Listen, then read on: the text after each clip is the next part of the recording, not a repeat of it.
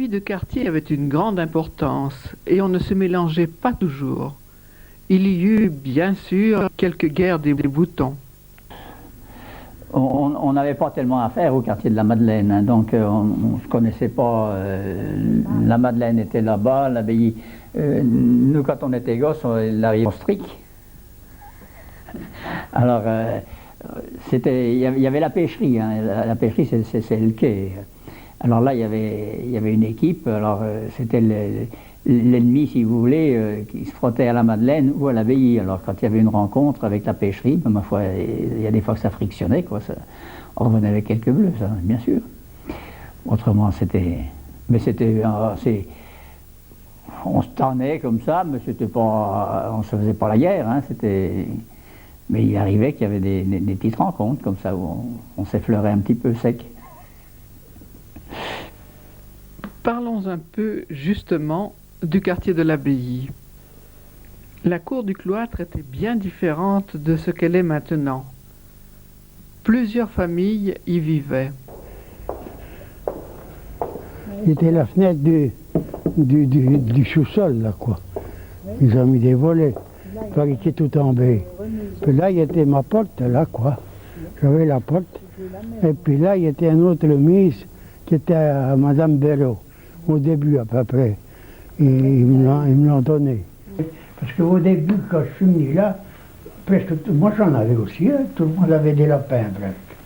Oui, c'était pas une cour, quoi, Ben, c'était comme un champ. La guerre était Il y finie. avait une bonne ambiance là, entre les gens Mais tout le monde s'entendait bien. Oh oui, on bien s'entendait sûr, bien, oui. oui. Tous les voisins. Oh oui, oui, oui, mais il n'y avait rien. Il y avait Maintenant, pas on est tout d'escalier. seul, là.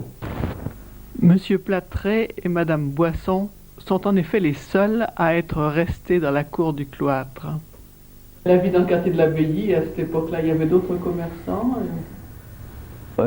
Commerçant, bon, à côté de l'atelier où mon père officiait, si on peut dire, au début, c'est-à-dire dans la partie qui est occupée maintenant par Madame Perrin, son premier atelier, à côté, entre la tour, il y a l'ancienne tour là, qui est là, il y avait appelons ça dans le moment une épicerie buvette, si vous voulez.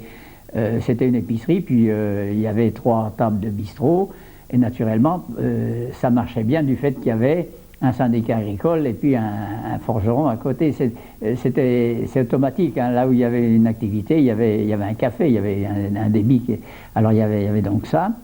Et, ça s'appelait au Gagne Petit, exactement, oui. Puis au-dessus, entre les 2 tours, là où ils vendent des paniers maintenant, bon, ben, c'était une épicerie aussi. Je me rappelle du père curé. Bon, ben, le père curé, il avait curé alors, hein.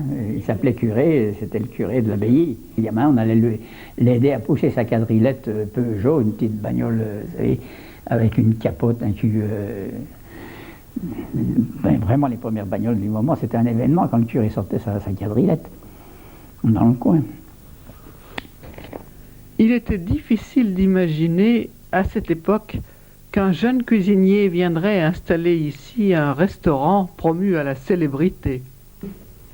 Donc vous avez commencé par un restaurant qui... Non, je voulais pas faire le routier ni le machin, moi, je voulais faire du beau travail. On était à 6 francs, les autres... Depuis le début, quoi. Ouais, bon, c'était pas le même genre, on n'était pas 12 en cuisine, mais moi j'étais du métier, puis j'avais 27 ans, ça y allait, hein. Mais je connaissais le métier, je travaillais depuis l'âge de 13 ans. En métier, j'avais 14 ans de métier. Celui qui montait sa scène du métier, il avait beau se démerder comme il voulait, c'est plus comme aujourd'hui. Monter le restaurant tout seul.